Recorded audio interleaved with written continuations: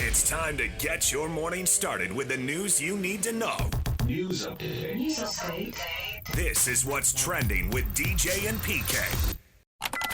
Hashtag NBA. Right now, Giannis, he want to be Billy Badass. He don't have friends. He don't reach out to people. He don't do all that nonsense. I get all that, right?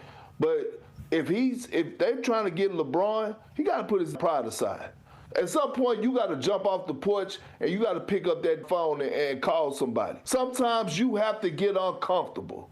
And I think the best destination right now for what LeBron James is looking for, if he goes to Miami, which he should, he will be that primary ball handler and that guy that he wants to be. There's ESPN's Kendrick Perkins trying to push LeBron to Miami. Team up with Giannis and Bam Adebayo. Do they have enough shooting? Do they have enough ball handling? I mean, LeBron will have a lot to do there. There's no doubt about that. If you go to Philly, there's more talent, but everybody's got to share the ball, and is that really going to work? And you can say, is Embiid going to stay healthy? But, man, I wonder if Giannis is going to stay healthy. Giannis played 36 games last year, and before that, 67, 73, 63, 67, 61, 63. Do you see a trend there? Low 60s. He's going to miss at least 15 and probably 20 games. And he's only getting older, so he's in his 30s now. He's 31. He'll turn 32 early in the season in December. Can you count on him being healthy in the playoffs? If Embiid isn't healthy, you've still got a bunch of guys who can play. Now maybe you don't have the size and you're doomed there. It does seem like Miami now. Miami has come out. The Heat have confirmed. And a team would never lie, especially Pat Riley and the Miami Heat. I mean, they simply would not lie. If they confirm it, to the bank, make the deposit. There's no chance that check is bouncing. They have confirmed that the LeBron James introductory press conference YouTube video was published accidentally. Okay, that's not what we're talking about. You just confirmed a thing I didn't ask about. I asked if he's already decided he's coming. We published that accidentally. I know. You didn't publish it on purpose 5 days before the press conference. Hey, let's publish this and just mess everything up. And that is not how they talk in South Florida. I cleaned that up for you. So here on the Wasatch Front, we're wired different, okay? All right? Special. It's different. The Heat confirm it was published accidentally. I can confirm my car smashed into your car. Yeah, but I asked if you were texting and looking down from the road. I can confirm our car smashed into each other. I know. All right, longtime Trailblazers broadcaster Kevin Calabro parts ways with the team due to a subprime offer. Do you see what he did there? Wow, what a big old, just a big old cheap shot middle finger. A subprime offer. I see what you did. That's a financial joke right there. You took a shot at the owner.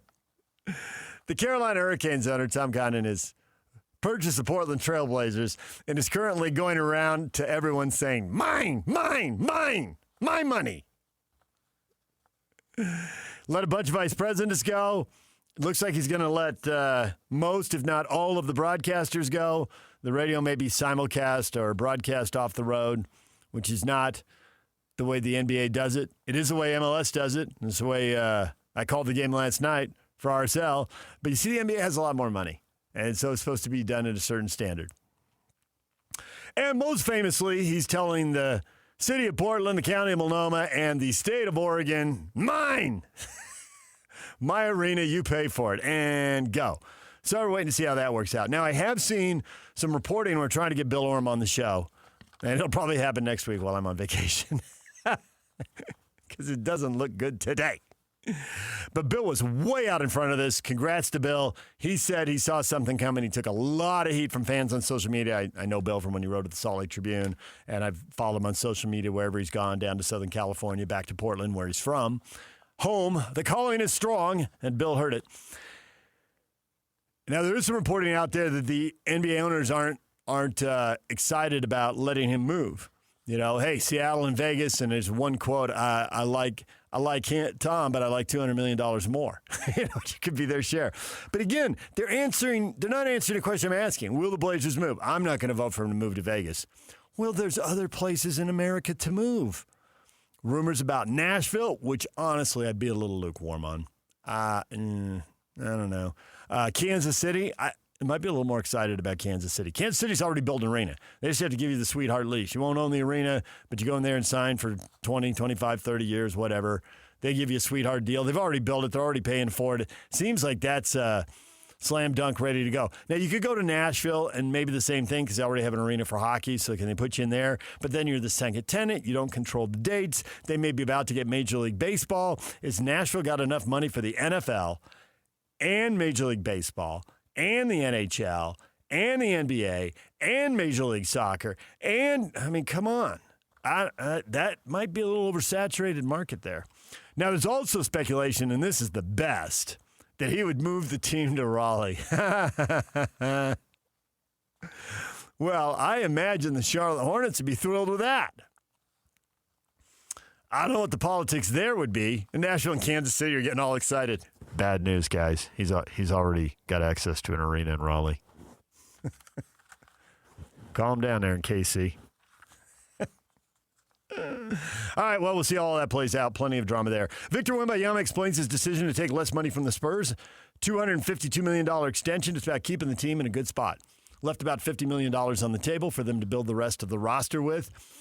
It's a smart play. I'm surprised more athletes don't do it. I think it's a big issue in the NBA now with these supermax extensions that are available but put the team in a bad spot. And I think the place that we see it right now also is at quarterback in the NFL. You can go out and get between $50 and $60 million. Dak Prescott's the top of the market at $60 million. There's about 10 quarterbacks at 50. Yeah, and only half of them made the playoffs. Because half of the guys aren't good enough to compensate for lack of talent around them because you got such a high percentage of the cap. How did Sam Darnold do it? He's not that good. Well, he's getting paid 30-something million, and that's another 20 to 30 million bucks for the team to use to build an awesome defense. And last time I checked, you know what Seattle had? An awesome defense. Or, star running backs, receivers, whatever. But build out the rest of the roster. Take less, and then you can make more because you're a star because you win a lot. DJ and PK. Hashtag NFL. I have crossed paths with Aaron Donald, and what's special is we have a really special relationship, and it's way bigger than football. I've heard him say it before, and it means the world to me, and I feel the same. It's family with us. He's done so much for me. I love the man he is. I love the husband, the father, the son. He represents a lot of the things that are right. And what he's going to do is he is thinking about this. He's going to go through his process. And the one thing about Aaron Donald is what he does it full speed ahead. That's Sean McVay, the Rams coach, who when he first starts talking, honestly sounds like a podcaster. He's screaming, he's shouting. Oh, wait, that's Sean McVay. He's probably just excited because getting Aaron Donald back and adding him to that defense, that'd be a good thing. You know why they didn't go to their Super Bowl last year? Their defense, their offense is awesome. But the D could not stop Seattle. Now, they've gone out, they've made major adjustments. He would only be the second best addition to their defensive line, so that would be awesome. I actually believe this. Again, I don't think, they're telling the whole story. Is he going to go through a process? Yeah, of course he will. And I bet that process involves, I'm not going to the start of training camp because that sucks. Now, miss a couple weeks of training camp. Okay. I am curious as the NFL season gets longer, and the Rams can be a playoff team. Does he want to come back even later and save his body? Is he more interested in playing 12 games than 17?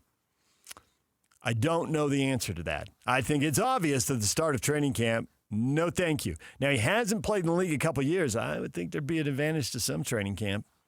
Got to be something. No matter how mentally tough you are and all that, you got to have your legs, and you can't have lower body injuries. You can't have soft tissue injuries. And you can be as tough as you want. You pull a hamstring or a calf, quad injury. You kids, there used to be a running back named Emmitt Smith, and he was awesome. And he is a Cowboy, and I don't like to say nice things about the Cowboys. But Emmitt Smith was so good. If you say anything other than Emmitt Smith was awesome, you're just a liar. And Emmitt Smith, once upon a time, jacked up his shoulder. Turned out it was separated. And they had to play the New York Football Giants in the last game of the year to win and get a playoff bye and a division title and all that. And he ran for like 220 yards when everybody was wondering if he was going to play. And the next year, he had, I think it was a quad injury. It was definitely a leg injury, though.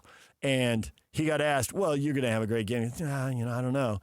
And they're like, one of the reporters followed up with wait, last year you said this about your shoulder and you ran for 220 yards. I mean, why won't you do it again? And Emmitt Smith looked at him and said, because I don't run on my shoulder. See? Now that's the kind of answer we need, not this, the YouTube video was published accidentally. Yeah, no kidding. Thanks. No, this is what we need. And then Emmitt, I think, ran for like 30 yards because when your legs are messed up, I mean, what can you do? There's some things you just can't tough out. So he's got to put in enough time to get the body right and to be able to endure the rigors of the season. How he pulls that off, that'll be an interesting decision. I think we're going to see him play at some point. The question is when and how much, and will his body be able to take the beating? And maybe they only play him a certain number of snaps and he's him back. There's a lot of things to consider there. Chiefs unveiled the renderings of a planned $3 billion dome in Kansas. Domes used to be the concrete bunker at the end of the mall. Don't know if you ever had the misfortune of going to Tropicana Field or the late and lousy, not the late great, the late and lousy Seattle Kingdom. Zero atmosphere. When the nukes come, we'll be okay. We'll have to, eat popcorn from the concession stand, but now everybody's going to glass. And first it was glass at the end. Famously, Dallas decided to put the glass, between the field and the sun. What could go wrong? Minnesota, I think, did it better. Put the glass at the north end where the sun won't be shining in, but let some light in. And now we're seeing these translucent roofs, which when they first tried it in the original Astrodome, turned it into a hothouse, and moss started growing on all the seats, and so that grossed everybody out. Now they seem to have managed it a little better because that's what they've done in L.A., where it's not a complete dome. It's more like a canopy over the field.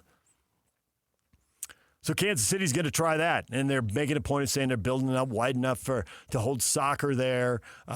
They want to, and I really think if they don't put the field it's got to be natural grass.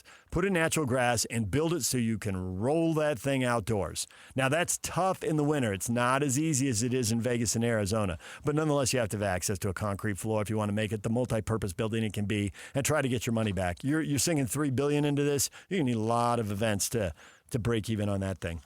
So they'll put that on the other side of downtown. They currently play 20 or 30 minutes east of downtown, and they're going to go over. They haven't picked the exact site, but they're probably going to end up by the NASCAR track and the soccer field, and there's some big furniture mart and mall over on the west side. So it'll be in Kansas, and they get their new stadium. Tyreek Hill posts a workout video, says still no power in his leg 10 months after surgery. You're thinking, who does Tyreek Hill play for? Because he used to be with the Chiefs, he used to be with the Dolphins.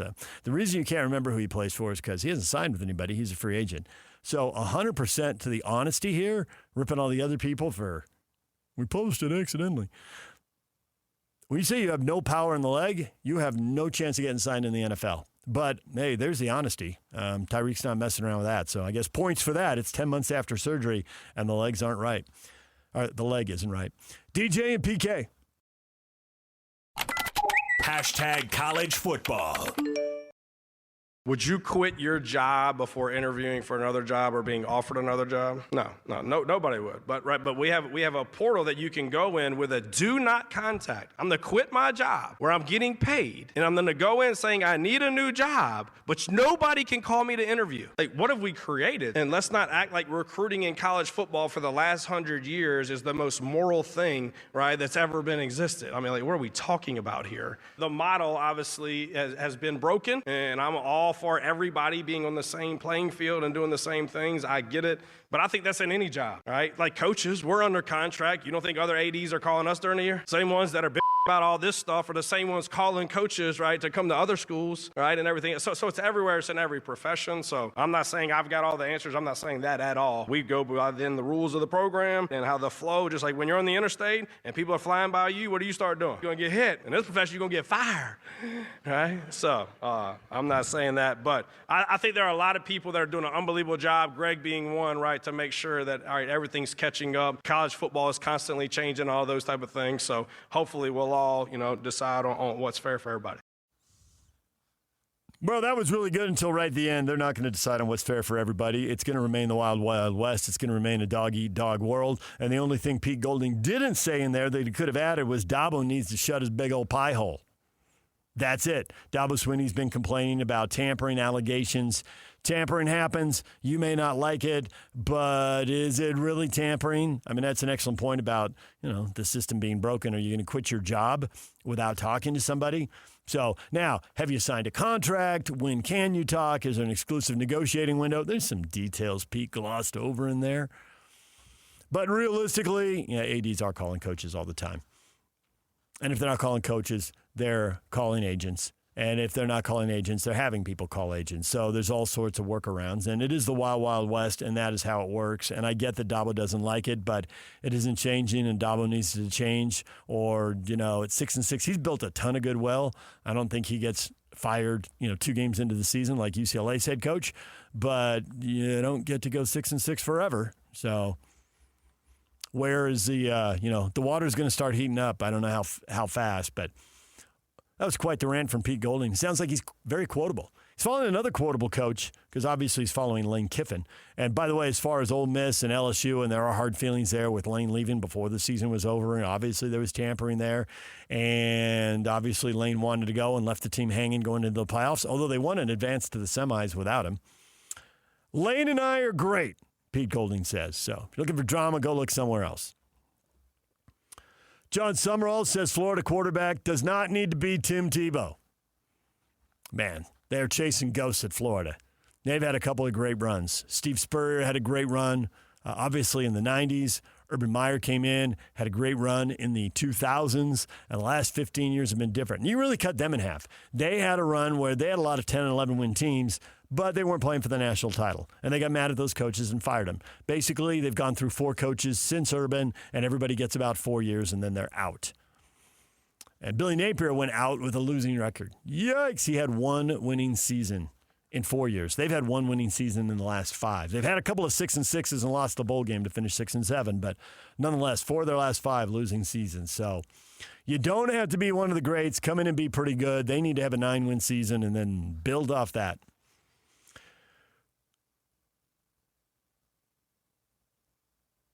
Greg Sankey reiterated the frustration. The SEC's focus will be making the system better. He wants better legislation.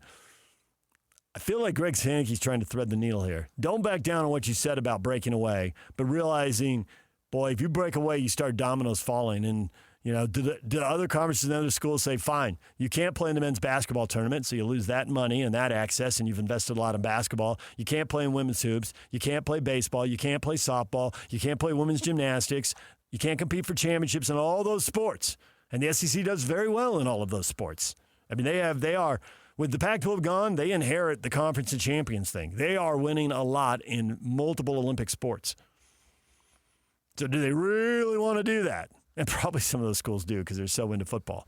But it gets complicated, so reiterating his frustrations, we'll see if they calm down on the breakaway talk. I expect they will.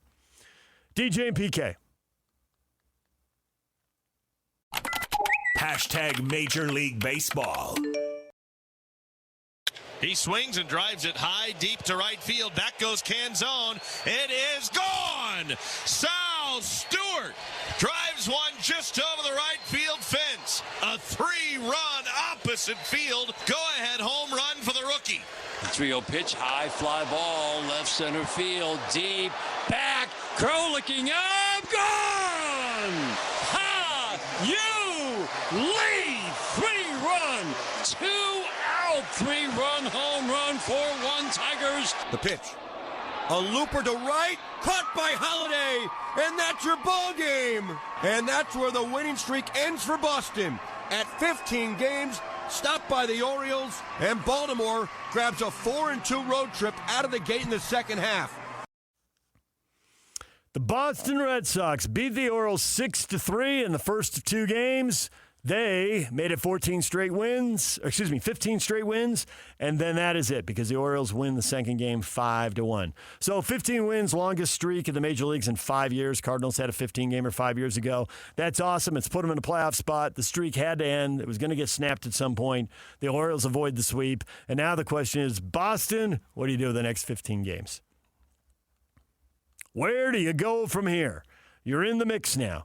Yankees also split 2 games. They lost to the Pirates 5-3 and beat the Pirates 2-0. They are both chasing the Rays. Tampa Bay doesn't have the money, but, man, they make a lot of smart baseball decisions. They beat the Blue Jays 4-2, so they picked up a half game on both teams. The Diamondbacks trying to make a wild card push in the very congested National League wild card race. They thump the Athletics 15-5. The big news out of the National League West, Shohei Ohtani had a bullpen session. He is missing another start. The Dodgers beat Philly 9-5. He had been scheduled to start against the Phillies in the finale of the series, but the left knee irritation that had him miss a start before the All-Star game, had him miss the All-Star game, had him miss this one as well. He last pitched July 3rd, so we're at 20 days and counting now. And it really, they gave him a lubricant injection in his knee. There's a thing that they can shoot in there that's supposed to act like cartilage and cushion it and reduce the irritation if you're a little bone on bone or if you have some bone spur or something like that causing an irritation. Sounds a little, I don't know, gruesome to me, but I have read about multiple athletes getting this. I think this is the kind of thing that's been done probably about 15 years now, and I think they're getting better at it. The only person I know who had it locally, waiting for a name of famous Ute, Cougar, or Jazz player, no, it was actually former Jazz coach Jerry Sloan, who had bad knees from his playing days, and I think he had that done.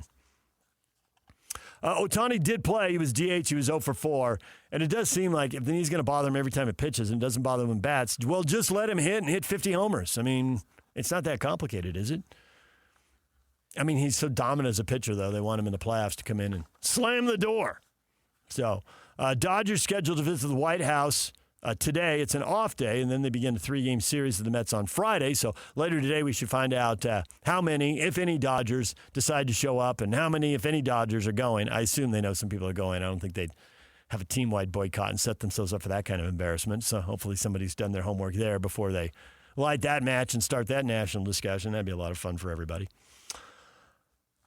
So we'll keep our eye on Shohei. 20 games and counting. So, all right.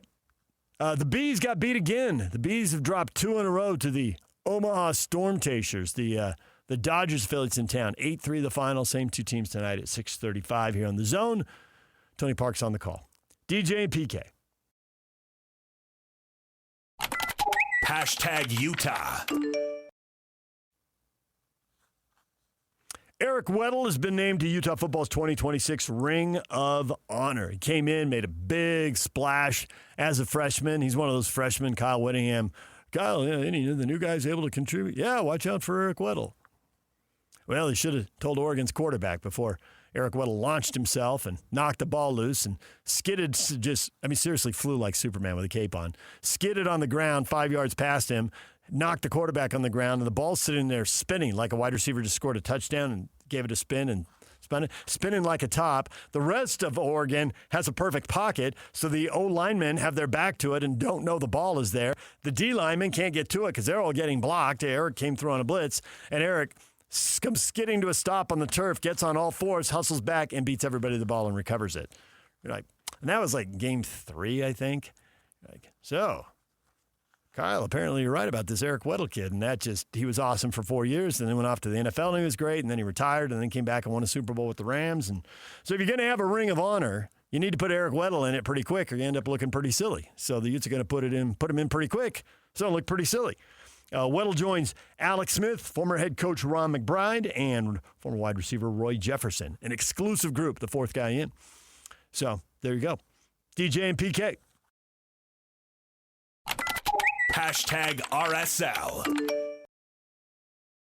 Here comes LAFC forward. Quick combination play, top of the area. Son, left foot. He shoots, he scores. Tucks it inside the post. And he's got 2 goals in 2 games. He's on the board, and LAFC's in front in the 11th minute. Long run by Diego Luna, but not enough players defending with him. LAFC will play right through everybody. They're stretched in behind for Boanga. Boanga in the attacking third. Boanga to the 18. Yedlin taking away his right foot. Cuts back around him. Yedlin goes down. Boanga shoots. He scores. And it's 2-0 LAFC. 40th minute. Corner for RSL. Saba plays it to Engel. Unmarked on the near side. Shot off the post and in. And RSL pulls one back. 86th minute. Of all people. Who knew? Real Salt Lake goes to LAFC and gets beat again. It's been a house of horrors for them. They lose 3-1. You know, it's funny when Seattle comes in here and no matter how well they're playing, they get beat by RSL every year. That's hilarious. Now, when RSL, no matter how well they're playing, goes to LAFC and gets beat every year, doesn't seem as funny, does it? Really hypocritical analysis there. But nonetheless, I think that's how most people feel. It is a house of horrors. LAFC, I think they're headed for first place. They were 5th during the World Cup break. They played the Galaxy Friday night in El Tráfico. They won the Battle of L.A. 3-0, and then they turn around and win this 3-1, and they are now in 3rd place in the West. And the top 2 teams, Vancouver and San Jose, both dropped points yesterday. So I think we're going to see LAFC in the top spot here before long, especially with those 2 guys. Son, the South Korean star who played in England for a long time, but now in his 30s is here in MLS. 2 goals, 9 assists. He scored the first goal. Denny Boanga, the Frenchman, scored the second goal, and then they were trying to combine for the 3rd one, and the deflection off Yedlin, unfortunate own goal there. Not much you're going to do when you're stretched and facing your own goal and in trouble. So 3-1 the final. LAFC. Now, in the postgame, Pablo was more upbeat than he thought he would be. I thought LAFC got the early goal, and then they just got to sit in like they wanted to do and wait for a chance to counter where they're deadly. I thought the whole thing just played into their hands. It was just textbook. If their coach Mark DeSantos could have drawn anything up, he would have drawn that up, except the shutout. They wouldn't have given up the late goal with a couple minutes left. But other than that, it was everything they wanted. Pablo Mastroeni thought the team executed better as it went along and just critical of finishing. They created chances. They should have scored right before halftime, and they didn't. Salons had an open goal. Good service from Gozo, and he couldn't redirect the thing, put it in the net, sent it wide from about 5-6 yards in front of goal. It was a really good opportunity. They really let LAFC off the hook there. That's a bad miss. And then they had Victor Olatunji in front of goal twice. I don't know how he headed that ball off the ground, off his foot, and over the crossbar. That was miraculous geometry. That should have been a goal. And he had another good chance. But the guys who can finish goals, as Pablo Alex is saying, he said again last night, it's the hardest thing to do in soccer. And so the guys who can do it get paid a lot of money. The highest paid team in the league is Inter Miami, and a lot of money is going to Messi, and you know about Messi finishing goals. And the second highest paid team is LAFC, and guess who they're paying? The 2 guys who scored. And RSL is down around 20th with less than half the payroll of LAFC. So there you go. They've got opportunities now. They're right back at it in Portland Saturday night, and Portland played they split the points, actually. They got a late goal. They were getting beat. And they got a goal in stoppage time and ended up 2-2 with Dallas. So RSL will try again Saturday. The games are coming fast and furious. We'll see if they have the depth to handle it. They've got 4 injuries. Justin Glad didn't play last night and is not expected to play probably for at least a month. Probably longer than that, but just say a month for now, and we'll see a month from now how far away he is. 8:30 Saturday night for that game. All right, DJ and PK, that is what is trending. Brought to you by Shamrock Plumbing. No job too big or too small. Get the personal touch with Shamrock Plumbing. Coming up today, got a little slow spot in the calendar. So we're going to look ahead to the NFL season. That's right. Kevin Graham will join us 8 o'clock. We'll talk with him. And Brian Dunseth called that game last night. He was in L.A. He will join us at 9 o'clock and look ahead to the Portland game Saturday. And we'll talk a little World Cup with him. He got to call a bunch of World Cup games. So we will talk with Dunny. We're giving stuff away today, apparently. Alex, you got to work extra hard today. Alex is going to be answering the phones. We're giving away tickets to see Post Malone with Jelly Roll and Carter Faith at Rice-Eccles Stadium July 28th. Tickets are on sale at livenation.com. We'll give those tickets away in the 9 o'clock hour. In the 8 o'clock hour, we'll give away another Lush Flag blanket celebrating America's 250th birthday. That's in the 8 o'clock hour. Normally, we'd spread this stuff out. You know, we'd give away something every day, but We're off tomorrow for Pioneer Day, so doubling up today. So stick around, and you'll have a chance to win some stuff. Coming up next, the question of the day. Hot takes or toast. Stay with us. You know what they say, 4 wheels move the body, but 2 wheels move the soul. Poetry, mate. But don't think my motorcycle or my soul will be moving anytime soon. Got a flat tire. Ah, that's all right. You ride with Geico Motorcycle Insurance and got their 24/7 emergency roadside service. They'll get you back on the road. Ah, beautiful saying. You come up with that? It's not a saying. It's a Geico motorcycle policy. Tomato, tomato. It feels good to ride with help. It feels good to Geico. Emergency roadside service is optional coverage. Over 2 decades of sports radio dominance in Utah. My favorite. This is DJ and PK on 97.5, the KSL Sports Zone.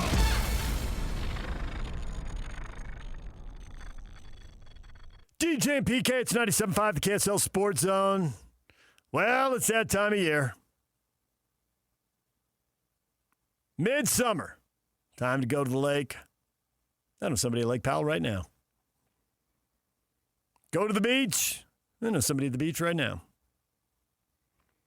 Run off, see Major League Baseball games. I know somebody doing that right now. What am I doing here? Everybody else is running away having fun. All right, I'll run away next week and have fun. But what's going on in the sports world? That whole World Cup thing, that was fun. It's over. Golf's majors are a lot of fun. They're over. NBA free agency, that's fun. Waiting for the next big story on who's going where, but there's only one guy to watch right now, and he's not saying anything, and it seems like everybody's pretty tired of it.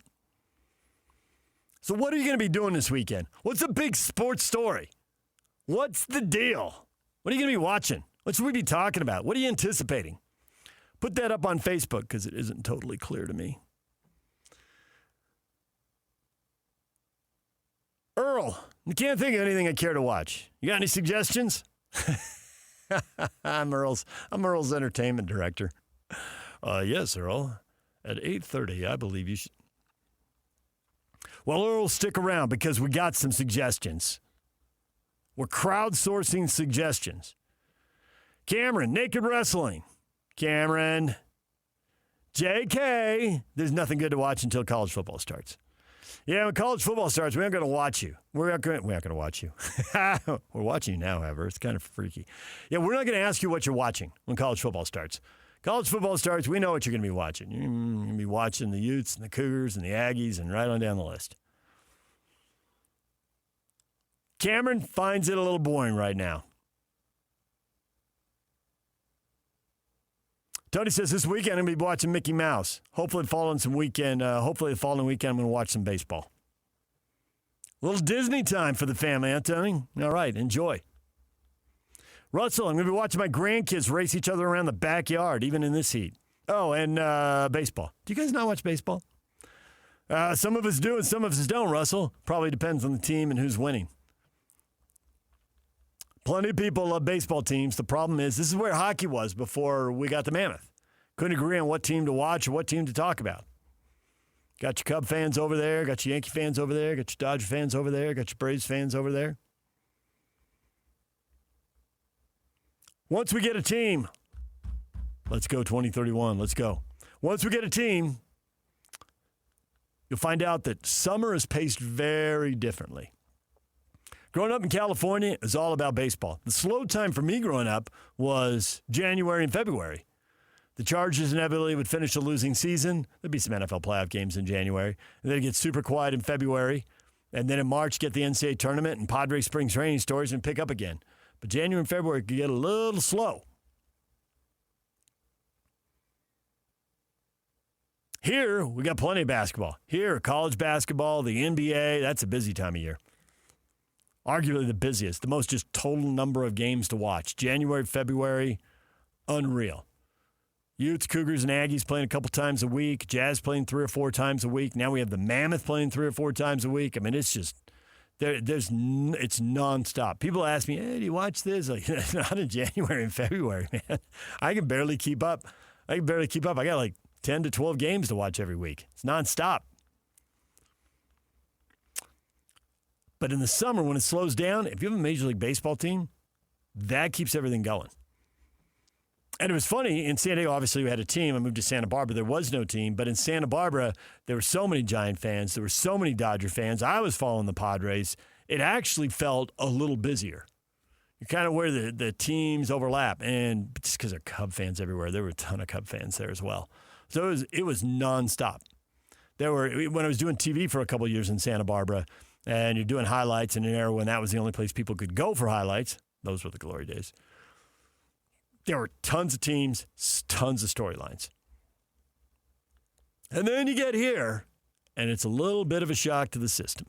But if the Millers land baseball, as we hope / expect, that'll all change in a few years. So I guess the answer to your question, Russell, is yes. People are watching baseball, but it's all over the map. It depends on the team. And I have a friend who's a Cincinnati Reds fan. He was like, yeah, I'm not watching as much baseball. I'm like, yeah, I'm not surprised. That's a huge time commitment when you know they're just in the tank. It's like, you should be more hardcore. Yeah, that loyalty with a football team when they're down, that you're asking for 3 hours a week. Now you're asking for 3 hours a day, 6 days a week. Yeah, that's a little different. Baseball, you can sink at least 15, maybe 20 hours. I mean, following one Major League Baseball team full-time, that is a part-time job. And honestly, it's the reason the national baseball ratings are so bad. And the national broadcast, baseball takes a lot of heat for that. It's a dying sport. People aren't watching. Well, yeah. And you know when that started happening? When they started putting more local games on TV. When the superstations started to become a big deal in the 80s and 90s. It was like, well, there were too many baseball games to watch. You can't watch them all. And you know which one you pick, the one you're most passionate about. And since you can sink 15 or 20 hours a week into your local team, you stop watching the national game. Because as a Padre fan, they put on an American League game, and I know some people are fascinated that the Orioles are playing the Blue Jays, but it didn't really impact me and my team, so move on. Clinton's going to be watching the Tour de France. Well, Clinton, have a good time. Enjoy that.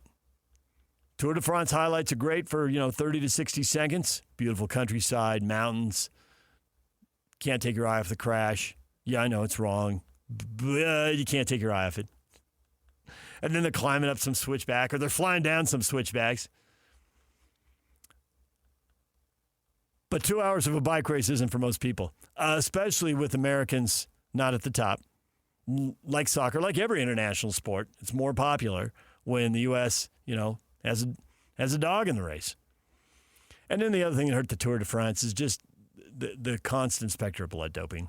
It just takes it away. Lance Armstrong was both the best and worst thing that happened to the sport. A lot of people who bought in him. He is not. They're just jealous. He is. Oh, okay. Never mind. I'll move on. Jared says RSL. All right. Real Salt Lake, your thing. Get into it. It'll be interesting with the new calendar because we will have some dead time in the summer.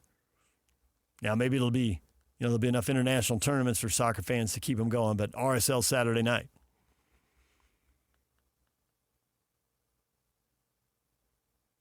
Ricky says he's going to the horse races to do some betting on the ponies. I got to reply to that. Where? I guess Wyoming Downs is closest, right? I mean, Nevada, for all its gambling, doesn't really do horse racing. The people who spend billions of dollars on casinos don't want you to go watch horse racing. Want you to come into the air-conditioned casino. Plus, even the horses are voting no on racing in the summer in Vegas. No, thank you. Don't need to do it in the Nevada desert.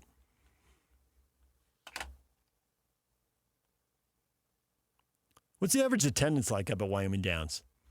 I've seen it driving to Bear Lake. When we don't go Logan Canyon, go the Wyoming way. You can see it over there. You see the sign and the arrow. Wyoming Downs over there. Got to see the grandstand from the road. Never been to a race there. They draw 1,000 people, 5,000 people. 10,000 seems a lot for Wyoming. Wyoming's just, generally short on people. Ricky is a Renaissance man. Ricky says, I'm going to watch Major League Baseball and golf and the Tour de France. Golf this weekend, the 3M, they're in Minnesota, TPC Twin Cities. It doesn't have the sizzle, obviously, of the majors. What it does have, though, is guys trying to keep their playing cards and guys trying to get into the Tour Championship, the playoffs. Top 70, you get to play when you get to the playoffs, and you got to be top 50 and then eventually top 30 as the 3 weeks of playoffs narrow down. So there is a little intrigue there. Some of the big names are sitting it out. Rory's not playing, but Scheffler is, so. Ricky will be watching the golf. I got to say that obviously I'll be watching the RSL game Saturday night since I'll be calling it. That's work. But I probably will watch some of the golf. That seems like one of the highlights. Eldon's going to be watching hockey highlights. When you got YouTube, it's a year-round sport no matter what your sport is. Everything lives on YouTube. I assume most of you are hardcore enough you've gone down the rabbit hole. My wife was traveling to see some family, and I had to stay and work, exhausting the vacation time. And so I came home from work one night, Friday night. You're done at 11 o'clock. You do a couple things around the office. You get home, it's like 11:30, 11:45. What are you going to do? Straight to the YouTube rabbit hole, watching some Charger playoff game from the 90s. All right, not some game. They beat the Dolphins, and it was dramatic. It's all full games on YouTube. So whatever your team is, and it does not matter. It's out there. Go check out YouTube. You can watch out of season, watch some classic old game. It's funny to see how television has changed. It's funny to see how the uniforms and the sizes of players have changed. You watch an old baseball game, it's like, these guys are small. The sport's gotten much bigger. First because of steroids, and now because general managers, it's like we're seeing with Bill Armstrong in hockey. Bill's like, why do I want some 5'10" enforcer hitting people when I can have a 6'2" enforcer hitting people? Let's go get some 6'2" defensemen. Eric's is probably watching the Giants get swept again. I have a college roommate who lives in the Bay Area and huge Giants fan, and he and his company have access to season tickets. He goes quite a bit. I have not heard from him a lot lately. It's been quiet. When the Giants win, he's always texting me. To be fair, I've been pretty quiet about the Padres. I haven't been texting him either. All right, DJ and PK. It's 97.5, the KSL Sports Zone. We got to take a break. Come back with more. Kevin Graham, top of the hour. Brian Dunseth, top of the 9 o'clock hour. Stay with us. DJ and PK. It's 97.5, the KSL Sports Zone. On the under $3 menu at McDonald's, a McChicken is $1.50. Because when you're craving a McChicken, you deserve a McChicken. And now that McChicken is just $1.50 with McValue. Limited time only. Prices and participation may vary. Prices may be higher for delivery. You better coverage of the teams you're passionate about than these guys. Try some more. This is DJ and PK on 97.5, the KSL Sports Zone. DJ and PK, it's 97.5, the KSL Sports Zone. It's a holiday weekend, Pioneer Day. I posted that, and of course, immediately someone had to say, what holiday? And somebody said, it's only a Utah holiday. Yeah, I'm in Utah. I don't know what to tell you. I work for Bonneville. We get the 24th off. It's a holiday in my world. If I worked at KYT in Santa Barbara, I'd be working at KYT in Santa Barbara. It wouldn't be a holiday, but that's not my deal anymore. So ask what you're going to do on a holiday weekend. And I held one event back. I didn't think anybody would talk about this. I think there's several interesting storylines in this event, and I want to talk about it. And then we got Kevin Graham coming up at 8 o'clock. Kevin Graham, because he is prompt, and Kevin Graham is detail-oriented, Kevin Graham has already logged on, complete with video and a headset. He is ready to go. He is technologically sound. Kevin Graham, good morning. Good morning. Happy Pioneer Day, everybody. I miss Pioneer Day because I'm not in Utah anymore. I used to love getting a random holiday off, and so I do miss that. So while you all have a holiday, although I'm kind of semi-retired, I'm not going to be doing anything tomorrow anyways. But, yeah, I mean, happy Pioneer Day. Go to the rodeo. They still have the rodeo? Of course there's a rodeo. Okay, I was going to say that's a big thing because nothing says a holiday than riding horses and bucking on bulls and roping baby sheep. Or whatever that says. What do they rope, by the way? Do they rope sheep? They don't rope baby sheep. This is just animal abuse, Kevin. You've been here 2 minutes. Well, baby calves, they do something. They tie up little calves. You've already referenced a felony. I mean, seriously. What is wrong with you? Why can't we just have a nice radio show? I know, I got it. Okay. I mean, well, you know, the farm's different than the rest of the... So the sheep part of the rodeo is the mutton busting, and it's the baby kids. The 6-year-old kid tries to ride the lamb. or a sheep that weighs 100 pounds, ballpark. Because that's not animal abuse at all. Like, let's put a little kid on a 6-year-old we can absolutely, or 6-year-old kid on a lamb. In fact, I think I would argue that's child abuse by taking a 6-year-old and putting it on a wild animal. Like, that's kind of weird. A couple things is you're just blowing through topics very quickly. Don't burn so many topics. We don't have Major League Baseball here, okay? So don't blow through so many topics. Number one, some of the kids love it. Some of the kids hate it and will cry. Let's be honest, right? Oh, yeah. It's no different than watching a baseball game. There's one kid who can't wait to get up and see if he can get a hit, and the next kid is afraid he's going to get hit by a pitch and doesn't want to go to the plate and cries in a car on the way to the ballpark, whatever, right? So there isn't one size fits all there. Well, what parent will do that to their child? Oh, I mean, seriously, like, have you this not child read is going to be stories about ruined. parents? You want to talk about therapy and amount of money to pay. Like, this kid's going to be like 30. He's like, I remember when I had to ride a wild lamb that my mom and dad made me. A wild lamb. A wild lamb. I'm just saying. I think there's issues there. And a wild lamb charged me. So, message to parents out there who are thinking about putting their child on a wild animal: do not do that. Like, that's not good parenting. Sorry. I have not traded stories about crazy parents in sports with a high school athletic director since yesterday. Okay, it was 11:30. Yeah, well, here's one for you. The athletic director literally told me his eighth graders, he didn't want to play tackle football when they were really young. You can play it when you get older. You're a little bigger and physically mature, right? So I think it was eighth grade. He's at a game, and he hadn't been, at the fourth grade game listening to the crazies because he didn't play in the fourth grade. So he's in an eighth grade game, and he said literally, he's up in the stands. He said it was great. I didn't have to worry about all the details, setting up the field. Are the officials on time? Is the officials' locker room unlocked? All the details, right? He says, just sit up there. I get to cheer for my kid.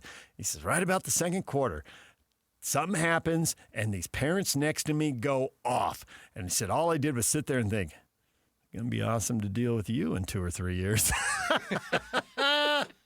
Exactly. He set that story up so well. It was very well told. Anyway. All right, well, good. All right, well, happy Pioneer Day. So here's the thing. I brought you on to talk football at 8 o'clock. I have NFL topics for you, because if I know what Kevin Graham loves football, the National Football League. So we're going to get to that. Now, you showed up a segment early, and I'm happy to have you here. I'll talk to you anytime, Kevin. As you know, all the calls you field from me. Appreciate that. But unfortunately, you've shown up for the WNBA segment. Oh, here we go. Oh, let's go. Not really your wheelhouse. No, I pay attention. Alex is laughing his head off in there. I'm like, well, if he's here early, I don't want to be rude, but I don't know. That's not really Kevin's thing. No, trust me. I live in a state where I can make $5 bets on things, and I have bet on the WNBA before. So, I have a problem, apparently. Okay, yeah, you do have a gambling problem. As you witnessed from my texting of breaking down World Cup gambling, that I thought I had a foolproof way to win on, what was that, Norway and England, I think, or whatever, and I was going to win either way. I bet on both sides, and then I somehow found a way to lose on both sides. Yeah, that was awesome. Multiple bets, multiple losses. I'll just quote. But I only lost $10. I do not have a problem that I only spend what I have, which that's good. $5. That's good. Yeah. So, World Cup, two-time World Cup veteran Pablo Mastroeni, currently Real Salt Lake head coach. Talking to me about the World Cup, he goes, Germany went out. Can you believe that? And then he looks at me and goes, why do people bet on this sport? They are crazy. The guy who knows as much about the sport as anybody is like, he is just fascinated and stunned that people bet on it. He said, it is just so crazy and unpredictable. Although we had exactly the Final Four everybody thought we'd have. Top 4 teams in the world. Though, I did really well on the World Cup, which it tells you a lot, because I do terrible on the NFL and college football, which I know, and I know nothing about soccer, as you well know, and I did really well until the last, the knockout rounds, the last few rounds, and then I gave it all back. Yeah, I gave it all back. So, but you know what? It was fun. It kept me in it. I was watching. I watched more soccer this past summer that I've watched in my entire life combined. So I did enjoy it for the most Interesting part. If those record ratings and record viewership are powered in part by people like you putting down $5 on some rando guy scoring a goal or a game or whatever, and then you're hooked and you watch for 2 hours. Yeah, no, 100%. In fact, if I could bet on little kids riding wild animals, I probably would watch that too. But even though that should be illegal, anyways, on multiple levels. WNBA. Let's get to it. There's a WNBA point for those of you who just joined the show. Put the question of the morning up, and we're hitting that. What are you going to watch this weekend? Because there isn't a big event that will tie us all together. We didn't ask last weekend. We knew people were going to get up and watch the Open Championship, and we knew they were going to watch the World Cup final. We knew what people were going to watch. There were big events. And people all over the map. Nobody mentioned the WNBA. Interestingly, not only is the All-Star game here, obviously the WNBA All-Star Weekend has a very similar format to the NBA All-Star Weekend. The three-point shootout should be a big-time event that a lot of people watch, and the number one person that people want to see, Caitlin Clark, is not going to participate for the third straight year. She's 0 for 3 competing in three-point shootouts. And Sabrina Ionescu, who is probably the next person people want to see. Who? She's not competing. Well, even though you remember her name, you might remember her from the NBA All-Star Weekend. She's so good. They invented the two-person team format, and she partnered with Steph Curry. I remember that. Right, Yeah, so that's who she is, right? So there's two people you think you definitely want to see. Neither one of them is in it. And I've read the story about why. Obviously, there's a lot of fans who are complaining because they want to see them. And the story pointed out that, well, the WNBA is just bringing aboard a whole new tier of corporate sponsors. And these are two players or in a small group of players who are going to be run from one corporate party to another because that's why people are paying for these corporate parties and access to these events. And so it's actually a multi-day exhausting weekend. It's not just the playing. When they're not playing, they're working nonstop, meeting all these people, and it takes a lot of energy out of you, running around, always being on, being cheerful, telling stories, meeting new people. And so they just need some downtime. And I'm like, well, then they need to do what the NBA did and make the All-Star break longer and give them downtime because people do need that. But they're going to be in the three-point shootout. I am the casual who would tune in to watch that. Now am I going to tune in to watch it? Probably not. Well, you know what? I'm going to tune in to probably watch the WNBA, maybe the All-Star game, because to me, the WNBA is like a reality show. It's like the Housewives shows, the Mormon Housewives shows, because they just hate each other and they beat each other up and they yell at each other and they point at each other and I'll be honest, it's like the WWE of basketball in the WNBA. These women just despise one another. And this is sports. This is sports. There are very few people. And when we get them, we want people to behave. No, we don't. As soon as people don't behave, it's a car wreck. Everyone turns around. Everybody argues about who's not behaving the worst or the best and who started it and who's just responding to the attacks and all that. And then when someone actually does behave, I just want someone who goes out there and plays the game. Two people who I think were great champions and who just played the game and who wanted to minimize drama at all costs, Pete Sampras and Tim Duncan, both accused of being boring. You are boring. Whoa. I thought we wanted people to behave and not just make a bucket and turn around and run down court. And then Tim Duncan does it. It's like, the big fundamental. I mean, who wants to watch the Spurs? Five-time champion. Sampras' records have been broken now. We have people who've won more than him. But at the time, he was winning as many major championships as anyone. But he was boring. Yeah. But that was tennis, too. But Agassi popped off, and McEnroe popped off. And McEnroe and Connors. Connors popped off. Yeah, people watch those guys. I can't believe, but I'm definitely going to watch. Yeah. I mean, and everyone's criticizing WNBA for this, and I'm one of them. I totally believe you got to be protecting your superstars, and then I can't understand why all the other players are jealous of the superstar. I mean, Caitlin Clark has done more for the WNBA than Michael Jordan even did for the NBA. I mean, Michael Jordan obviously took it to the next level, but Caitlin Clark actually changed things for the WNBA. They're now on charter flights. They make more money. Like, she alone, they got people actually watching the WNBA, and yet they hate her and are trying to beat the crap out of her. And that makes no sense to me. Caitlin Clark is more in the Magic Johnson, Larry Bird role, right? Yeah, as far as where the league was and how the league is being elevated. But where the parallel with Jordan is someone who's clearly got very unique gifts that lots of people want to watch. Yeah. That's a comparison. But Jordan went through this jealousy thing, too, and he made everybody else a lot of money. And how did they celebrate him? By not giving him the ball in the All-Star game and freezing him out, which he Isaiah then Thomas remembered. Did that. You got to remember the Pistons hated Jordan. I was a Pistons fan. Yep. I hated Jordan. So, yes, I mean, I understand why he did that. So it's jealousy. You had something, back-to-back championships. Jordan took it away, 6 titles.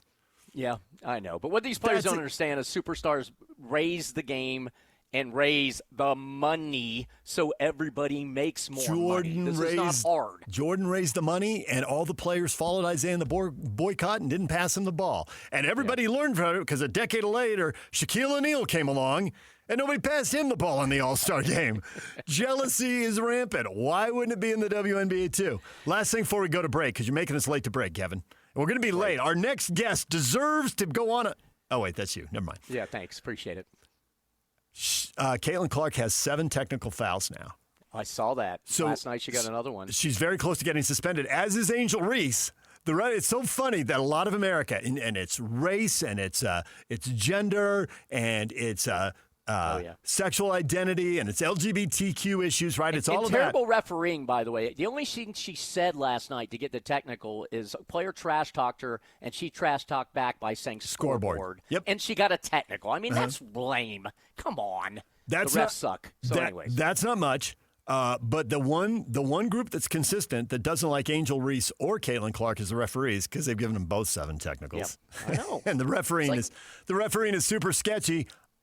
Another thing that the WNBA has in common with the NBA, and to be honest, college basketball, super sketchy reffing. No one ever really talks about that, but college basketball reffing sometimes. You're like, what are we doing, man? Well, college sports in general these days. Yeah, I get it. So really what it comes down to is Caitlin Clark is the Warriors, because she's Steph Curry's three-point shooting, and she's Draymond getting texts.